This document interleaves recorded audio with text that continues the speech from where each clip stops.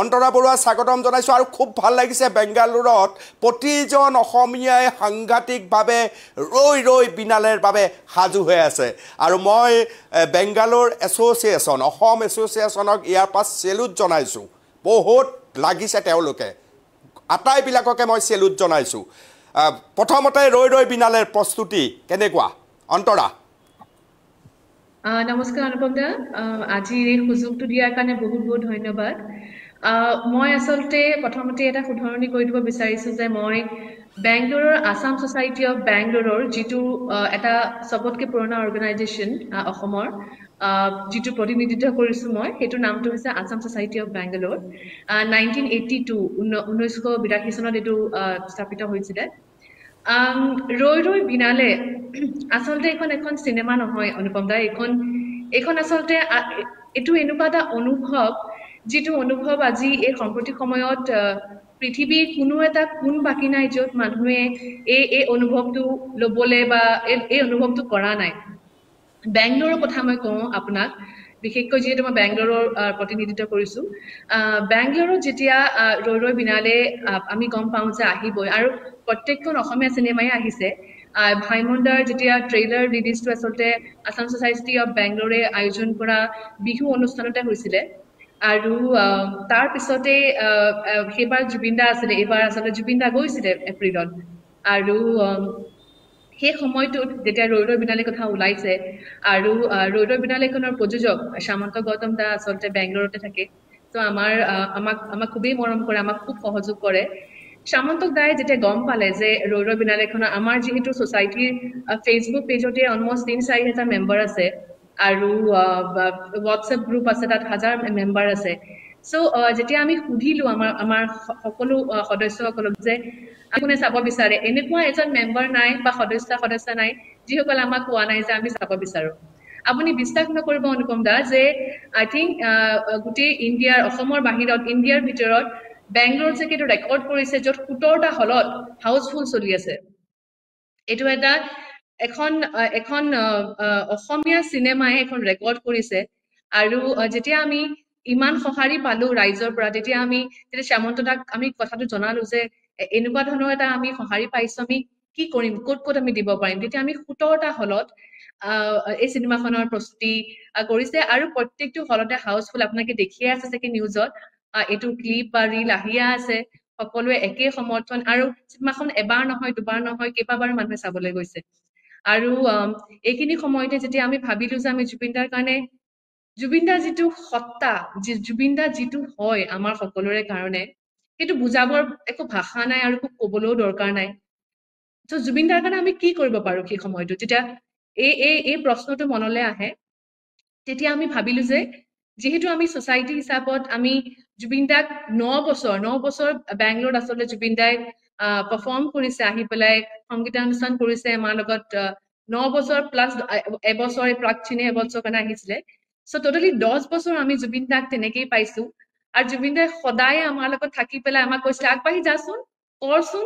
প্ৰত্যেকটো বস্তুতে যদি আমি কিবা এটা বস্তু যদি ভয় খাইছো যে জুবিন দাটো পাৰিম জানো বোলে মই আছো নহয় কৰি যাচোন আমাৰ যিহেতু নেক্সট ইয়াৰ আমাৰ অহা বছৰলৈ এটা বৰ ডাঙৰ অনুষ্ঠানৰ কাৰণে জুবিন দা এবাৰ আহিছিলে আৰু তেখেতে সেই গোটেই কাৰ্যসূচীটোৰ আচলতে সুত ধৰিছিলে সেই বস্তুটো যেতিয়া আমি কৈছিলো যে বহুত ডাঙৰ এটা অনুষ্ঠান হবলৈ গৈ আছে এটা 25 বছৰীয়া বাৰ্ষিকী আমি পাতিবলৈ গৈ আছো আমাৰ ছ'চাইটিটোৰ সো তেখেতে আমাক কৈছে তই ভয় নকৰিবি মই আছো আৰু সেই মানুহজন যেতিয়া নোহোৱা হৈ গ'ল তেতিয়া আমাৰ এনেকুৱা লাগিছে যে আমি সন্মুখত একোৱে দেখা পোৱা নাই আমি কি চাম আমি কি ভাবিম আমাৰ গোটেই বস্তুটোৱে গোটেই আমাৰ যিখিনি আমি প্লেনিং চলি আছিলে গোটেইখিনি সেই সময়তে যেন সেই জুবিনাৰ লগতে যেন গুচি গৈছে সেইটো আমাৰ অৱস্থা আছিলে তাৰপিছত আমি নিজকে যেনেকে ৰৈ ৰৈ বিনালে গোটেই টিমটোৱে এইটো ভাবিলে যে নহয় জুবিন দাই যিহেতু কৈ গৈছে যে শ্ব' মাষ্ট গ' অন তেনেকে আমিও আগবাঢ়িছো আৰু আমি তেনেকে আগবাঢ়ি যাবই লাগিব আৰু আমাৰ 5জন মান প্ৰতিনিধিত্ব কৰা ছ'চাইটি প্ৰতিনিধিত্ব কৰা কেইজনমান আহি পেলাই 31 তাৰিখে ৰাতিপুৱাৰ ফ্লাইটত আহিম আমি গুৱাহাটী পাইছোহি আৰু আমি এইটোৱে প্ৰমিছ কৰিছিলো যে আমি চিনেমাখন অসমৰ অনুভৱটো লৈ চাম আমি জুবিন দাৰ লগত চিনেমাখন চাম আমি 31 তাৰিখে বেংগলোৰৰ পৰা 5জন আহি পেলাই ইয়াতে গুৱাহাটীতে আমি কেলভিন গোল্ডত আবেলি সামন্ত দাহঁতৰ লগত এখন সেই চিনেমাখন আমি উপভোগ কৰিলো সেই সময়খিনি মই আচলতে মানুহক বুজাব নোৱাৰো যে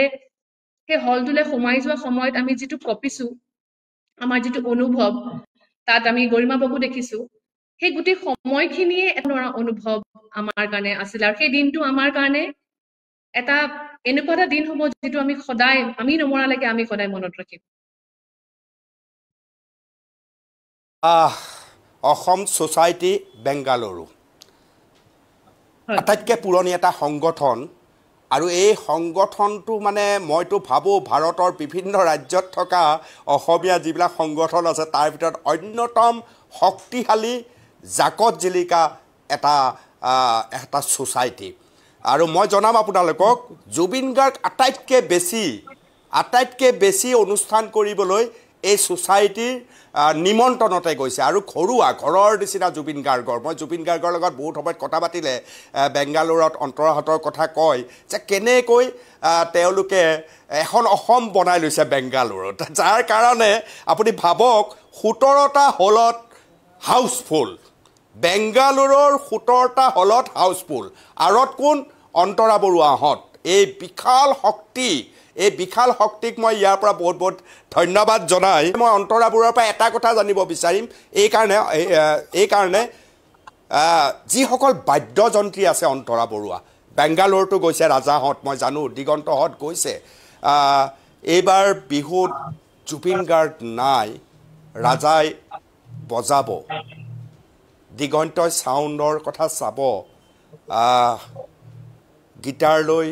ইহঁত থাকিব ভাবিব নোৱাৰা ধৰণৰ আমি বাদ্যযন্ত্ৰীৰ কথাও চিন্তা কৰিব লাগিব চাগে অন্তৰা